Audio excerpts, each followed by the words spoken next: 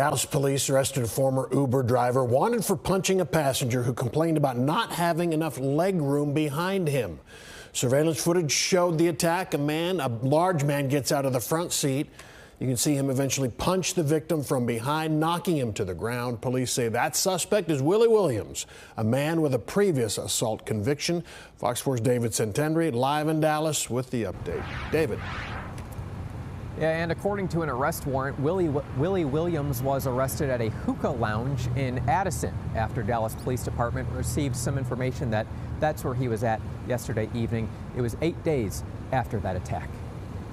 I'm glad, he's in the jail now, 41-year-old Willie Williams is charged with assault, injury to the elderly after the now former Uber driver allegedly punched a 68-year-old passenger in the back of the head off Market Center Boulevard in Dallas on October 2nd. I know your back was relatively turned. He came up from behind. Did you see the punch coming, or did you not know what happened? I did not know nothing, Suleiman Gaba does not own a vehicle and gets around using ride shares. He was planning to go to Walmart with his wife when he ordered an Uber from Williams. But before they even left the pickup spot, Gaba complained to Williams that there was not enough legroom in the back seat, according to an arrest warrant. Prior to the arrest, police spoke with Gaba in person and Williams over the phone. Both sides admit there was an argument. Williams told police he canceled the ride and pushed Gaba. But what's seen on surveillance video obtained by Fox 4 shows more than a push. Suddenly it happened with me. I did not see nothing, he punching me or not, because I was not ready. So you didn't even see it coming? No, I did not see even coming, Gaba dropped to the ground. His wife, who was wondering what even happened, called 911. Williams drove off. Where did he punch you at? Right here, in my head. After Fox 4 broke news of the story last week, Uber deactivated Williams from the rideshare app. In 2002, Williams was charged with misdemeanor assault and pled guilty, serving a 1-year probation sentence. Uber says it conducts background checks and its process complies with local requirements and laws. Do you want him to spend time in jail? Yeah. Gaba is more frail than he used to be. Just last year, the 68-year-old says he weighed 250 pounds until colon cancer led to him unexpectedly dropping more than 100 pounds. Now he's cancer-free and thankful that the punch did not cause a major injury. He punched me like that and I fall right away. Records show Williams is still in the Dallas County Jail behind me, bond set at $5,000. There will be no justice for the family of a woman brutally murdered, police say, by her husband earlier this year. A trial for that suspect was set to start next week. Instead, he was found dead in his home. Fox 4's Peyton Yeager reports. It was his character. He's a coward. So it's not surprising. Friday, Kat Rivas was supposed to be traveling from Houston to Fort Worth to face her sister's alleged killer in a Tarrant County courtroom. Today, 40-year-old Nathaniel Rowland was set to face a judge in a hearing before his murder trial for the death of 38-year-old Elizabeth Rowland. Instead, he was found dead inside his home earlier this week. We've been very sad since February 23rd this year. Rivas remembers her older sister while trying to hold back tears. Late February, Rowland called 911 and reported his wife had cut herself in the throat. Investigators arrived to the gruesome scene. Elizabeth Rowland was nearly decapitated. While being questioned by police, Nathaniel Rowland claimed he saw his wife cut her neck. However, forensic investigators say his wife's wounds were not self-inflicted and ruled her death as a homicide. The medical examiner also noted she had defensive wounds. Rowland was arrested for murder and later released on bond. Monday morning, Rowland was found dead. His cause of death is pending, according to the Tarrant County medical examiner. I think since I've been able to move on from being mad that he did that and we're not going to see justice be served here on earth.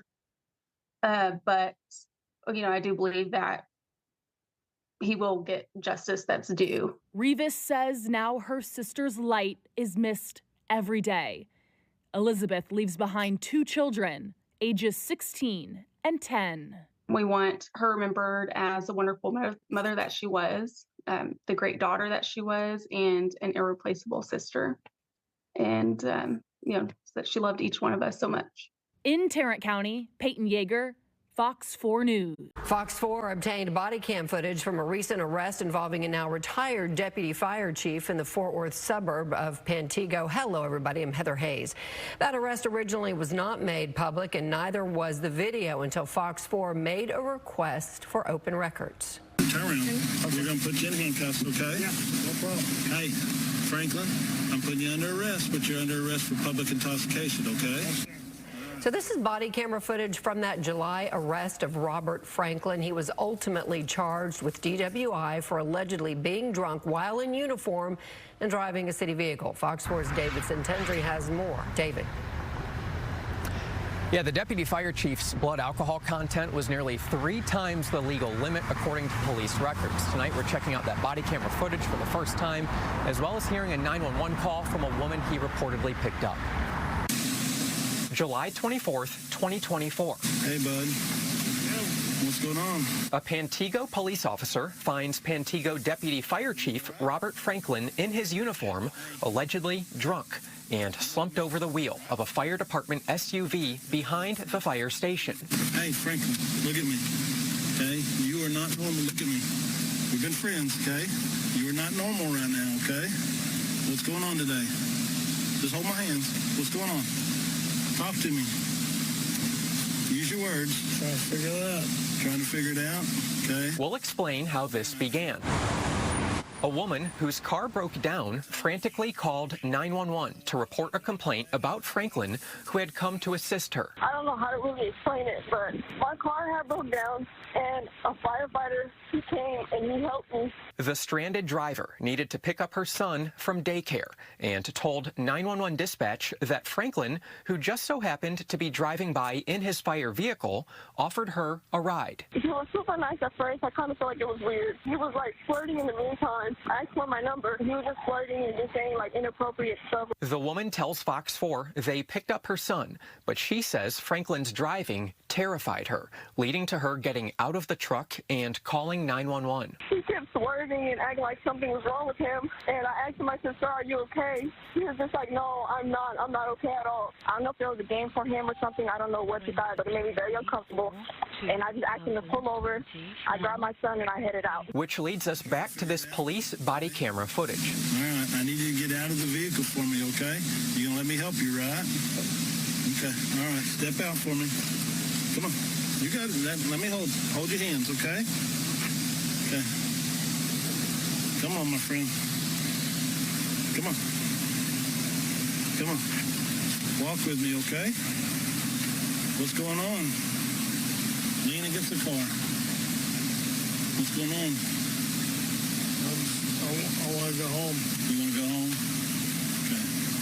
How are you feeling? You don't look too good. In the video, Franklin admits to drinking alcohol. You do some drinking? Yeah. You did? Okay. So that's what's going on? Probably had a little too much to drink? A lot.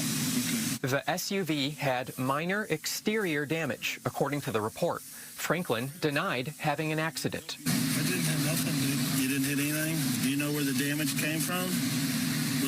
Was the damage there before? It could have been. Franklin was charged with DWI. Franklin, I'm putting you under arrest. Police documents reveal Franklin's blood alcohol content was 0.234, nearly 3 times the legal limit. Franklin was placed on administrative leave, but chose to retire, according to the city manager. Franklin's next court date is scheduled for October 21st. He and his attorney have not responded to multiple requests for comment. Now, Pantego's police chief and city manager both tell me they will be available for a follow-up interview, likely next week.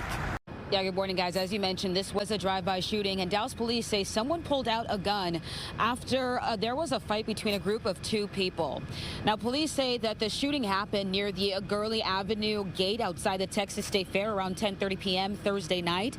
A man suffered a gunshot wound to his ankle and a grazing wound to the head. Police say the victim and his friends got into a fight with a group of people outside of the fair. After the group separated, a car drove by them and then someone in that car opened fire.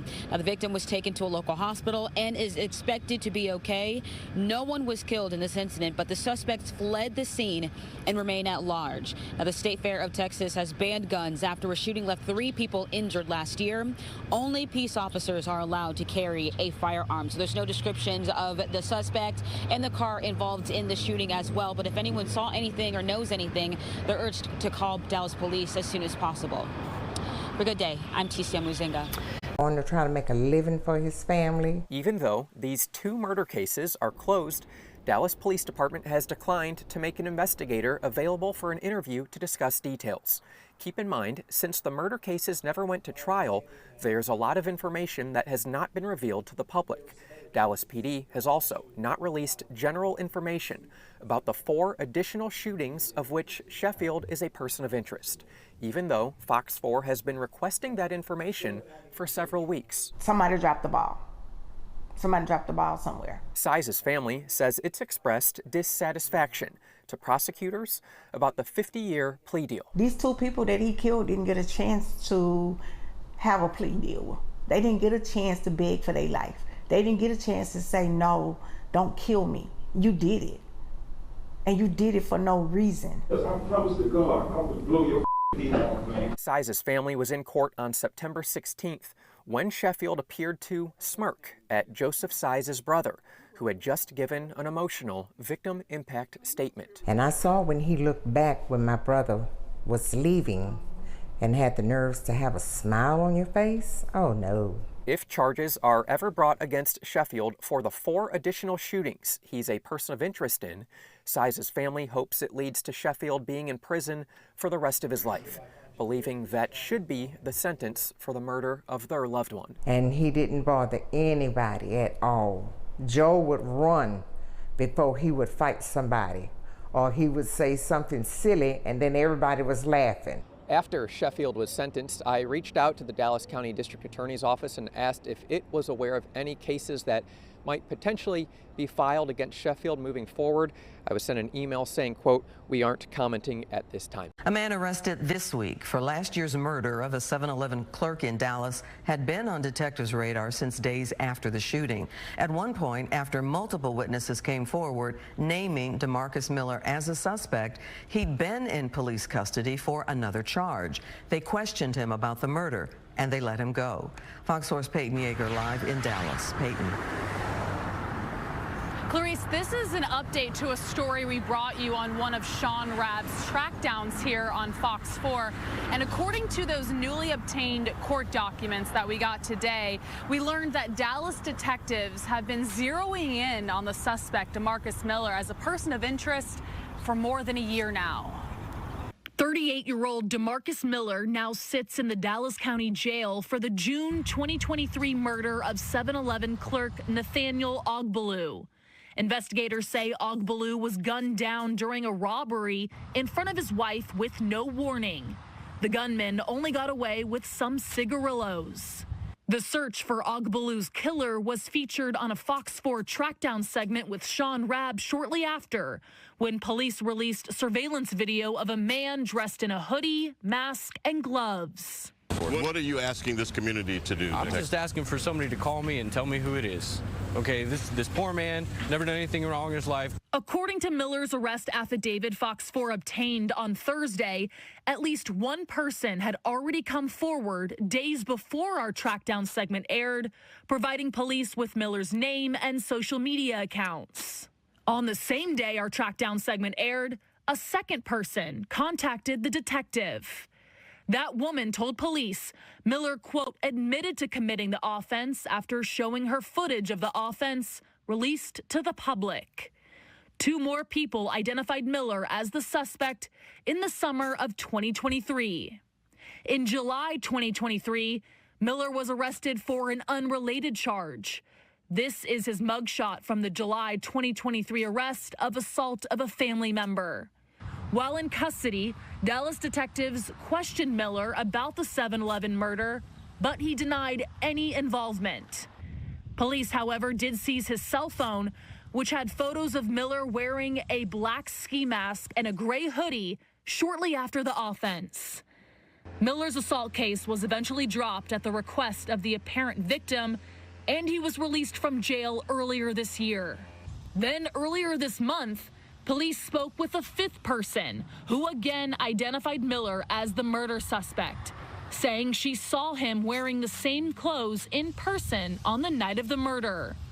Despite these pieces of evidence, Dallas police didn't arrest Miller on a capital murder charge until Wednesday, nearly 16 months after Ogbalu was killed. Fox 4 later learned Miller has a long criminal history in Dallas County, dating back a decade. DeMarcus Miller was arrested yesterday by a U.S. Marshals task force. Investigators didn't release or go into detail, Clarice, about how DeMarcus Miller was ultimately located, and they didn't expand on why this investigation took more than a year.